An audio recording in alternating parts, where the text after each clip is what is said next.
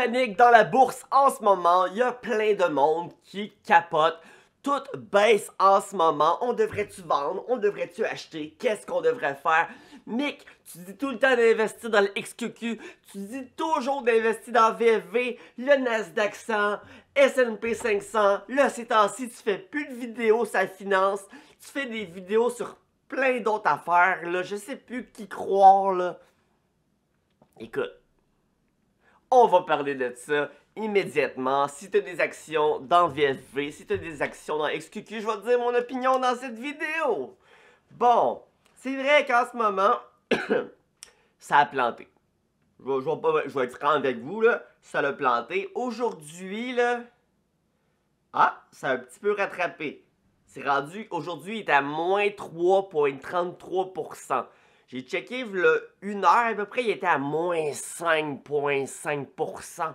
Ben oui, en même pas une journée, il a perdu 5%. Ça veut dire que si tu avais 100 000 dedans, là, tu venais de perdre 5 000 $. Ça, c'est le Nasdaq. Le XQQ, ben attends, on va continuer sur le XQQ. Voyons voir XQQ depuis un mois. Depuis un mois, ça a perdu 15%. C'est énorme. Depuis 6 mois, il a perdu 7%. Depuis un an, depuis un an, il est en hausse de 3,68%. Ok, depuis un an, il est dans le profit. Depuis 5 ans, il est en hausse de 158% depuis 5 ans. Cool.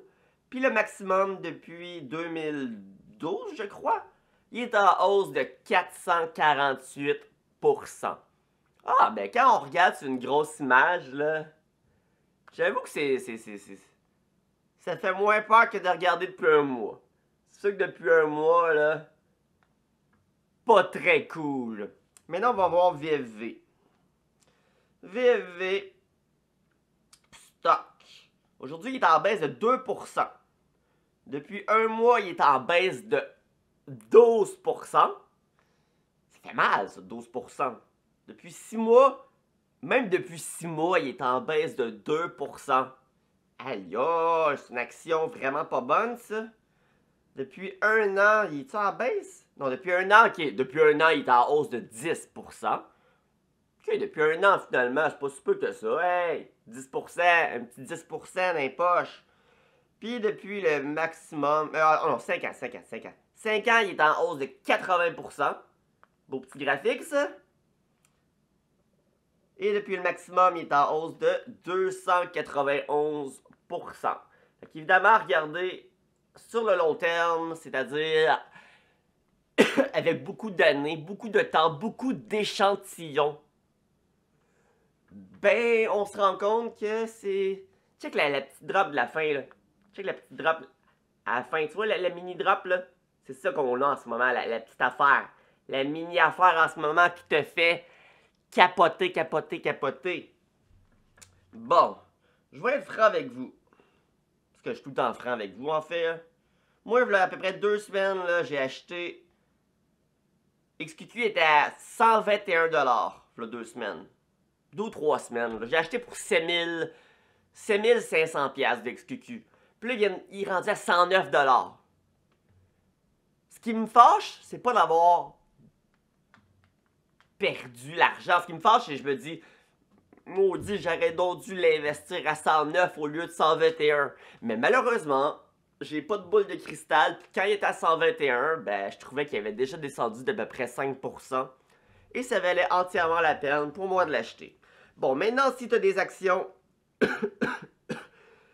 dans une de ces deux ETF-là, puis tu es en train de capoter, là, écoute, je te rappelle, tu as choisi d'investir sur le long terme. Parce que si tu investis là-dedans, c'est pas du court terme que tu veux, là. Non, si tu t'es dit, j'ai investi là-dedans, mais j'ai vraiment besoin de mon cash pour m'acheter une maison dans 3 mois, ben tu es celui qui a fait l'erreur. J'ai tout le temps dit de ne pas faire ça. Quand tu investis là-dedans, un minimum de 5 ans. Sur le long terme, ça va faire en moyenne 8% par année. Ça veut dire qu'il y a des années que ça va faire 8%, comme qu'il y a des années que ça va faire 30%. Mais qu'il y a des années que ça va aussi être perdant, évidemment. On va connaître plein de passes comme ça.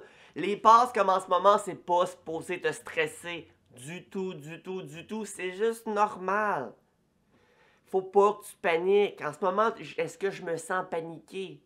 Non. Non. C'est rien d'anormal. Tout va bien. En ce moment, tout crash dans la bourse en ce moment. C'est les temps du moment. C'est tout. Tu as pris la décision que tu allais investir sur le long terme en sachant très bien. Puis si tu ne le savais pas, c'était t'étais mal informé. En sachant très bien qu'il allait avoir des mauvaises passes parfois. Mais c'est pour ça que tu investis sur le long terme. Pour contrer ces mauvaises passes-là. Si je te dis, hey, on fait pile ou face 3 fois, ça se peut très bien que ça arrive 3 fois sur pile. Ça se peut très bien. En fait, une chance sur 8 que ça arrive 3 fois sur pile. Ça change pas que si tu fais pile ou face pendant 10 000 fois, ça m'étonnerait que ça soit sur pile les 10 000 fois. Ça va plus être 5 000 fois pile, 5 000 fois face. Parce que l'échantillon va être assez gros pour donner vraiment un résultat qui se rapproche de la réalité, des probabilités. C'est pour ça que tu investis sur le long terme. Tu investis dans XQQ ou VFV dans à peu près 25 ans, ça va avoir décuplé, fait x10. En ce moment, j'ai 100 000 d'investis là-dedans. Je sais que dans 25 ans, ce 100 000-là va valoir 1 million. C'est la réalité de la chose. Et je sais que durant ces 25 ans, je vais connaître des super belles années, comme je vais connaître des années qui vont être moins bonnes. Est-ce que je suis cool avec ça? Oui, je suis entièrement OK avec ça. On se fout des petites... Le succès, c'est pas une ligne droite. Le succès, il y a des va-et-vient. Puis la réalité du succès, c'est juste que quand tu regardes sur une grande échelle, tu vois que la ligne du succès continue de monter tout simplement. Arrêtez de paniquer pour rien. Aujourd'hui, j'ai vu... Ah, je sais pas, je pourrais le retrouver. Là, je sais même plus c'est sur quel groupe. Un gars qui avait perdu 50 000 $ en bourse, puis qui dit, moi, j'étais écœuré de la bourse. J'arrête la bourse. J'ai perdu 50 000 $. Puis ce gars-là, qu'est-ce qu'il a fait? Il a passé ses journées à étudier la bourse, à essayer de spéculer.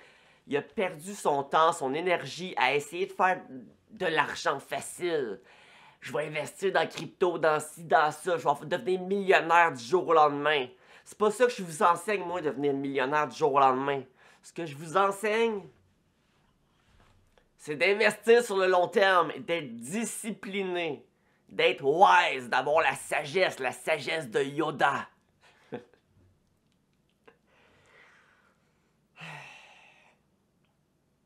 C'est pour ça que j'ai arrêté un peu de faire des vidéos sur la finance. Je suis tanné d'en faire.